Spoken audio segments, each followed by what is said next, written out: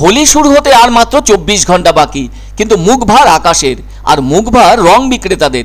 বৃষ্টিতে লেপ্টে আছে বাংলার অনেকগুলি জেলা, সেই সাথে উত্তরবঙ্গের জেলাগুলিরও একই অবস্থা হয়েছে।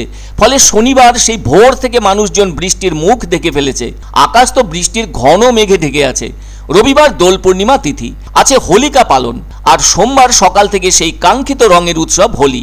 অনেকে তাই ভাবছেন, বৃষ্টি কি এবার রঙের উৎসবকে চুপসে দেবে, সবটাই মাটি করে দেবে? সত্যি তো ভারী মুশকিল। বছরের এই সময়টা এমন রোমান্টিক মুহূর্তকে স্পর্শ না করলে ভালো লাগে কারো? সেজন্য কারখানায় কারখানায় কত রং তৈরি হয়েছে, আর সেসব রং বাজারে এসে গেছে বেশ কিছুদিন হলো। কিন্তু কি করবে মানুষজন? সেই যে গত মঙ্গলবার থেকে বৃষ্টি এসে হাজির হয়েছে বঙ্গের ভেতর, আর যেন যাওয়ার নামটি নেই। উৎসব পেরোনোর পর বৃষ্টি গেলে কি লাভ? সেটা তো লোকসান।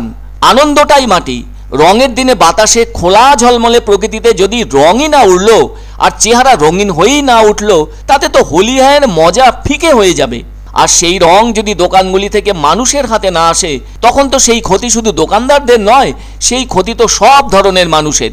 দোকানদারদের তো সেটা আর্থিক ক্ষতি বিক্রি না হলে, আর মানুষের যে ক্ষতি সেটা রঙিন মানসিকতার। সব দুঃখ ভুলে মুখে মাথায় আবিরে না লেপটে দিলে সেই মজা যে হারিয়ে যাবে নিরস লোকে।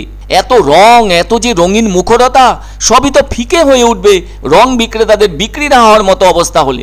তাছাড়া বসন্ত মানেই তো গাছে গাছে ফুলে ফুলে বর্ণালীর বর্ণময় রূপ। সেই রূপে যদি বৃষ্টির জল পড়ে চলে অবিরাম, তাহলে চোখ সরিয়ে নিয়ে থাকবে তার দৃষ্টিপথ।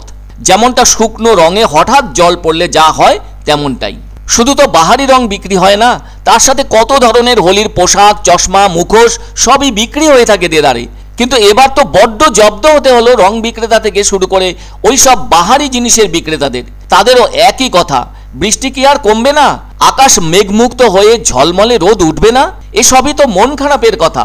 বয়সভিত্তিক রং খেলিয়েদের মধ্যেও তো কত হিসেব কিতেব হয়ে আছে।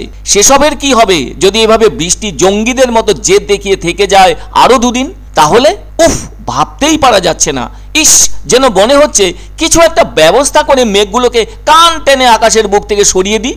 যা, চলে যা অন্য কোথাও। সে তো বোঝাই যাচ্ছে বেড়ালের গলায় ঘন্টা বাঁধার মতো অবস্থা। ছোটদেরও নতুন পিচকিরি হাতে তাদের মায়ের কাছে প্রশ্ন, বৃষ্টিটা থামছে না কেন? সূর্যটা উঠছে না কেন? কিভাবে রং খেলবো? সব রং তো নষ্ট হয়ে যাবে, ঘর থেকে তো বের হওয়াই যাবে না। মেঘের গায়ে বরফ ফুটো করে দিলে তো সব বৃষ্টি তাড়াতাড়ি করে পড়ে গিয়ে মেঘগুলো গলে যাবে, তখন তো রোদ উঠবে। তাই ছোটরা মাকে বলছে, কাউকে বলো না মেঘটাকে ফুটো করে দিক না। সত্যি তো 24 ঘন্টা পর কি বদলাবে মেঘের ঢং জানা নেই। রঙের পসরা নিয়ে বিক্রেতারাও মনে মনে বিক্রির অঙ্ক কষেই চলেছেন আকাশের গোমরা মুখের দিকে তাকিয়ে।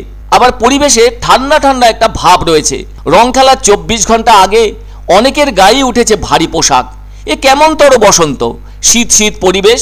তবুও সবাই আশার পাখি নিয়ে সময় গুনছে কখন আকাশ খালি হবে আর উজ্জ্বল সূর্যকে দেখতে পেয়ে রং হাতে নিয়ে ছুঁড়ে বলবে হোলি হ্যায়।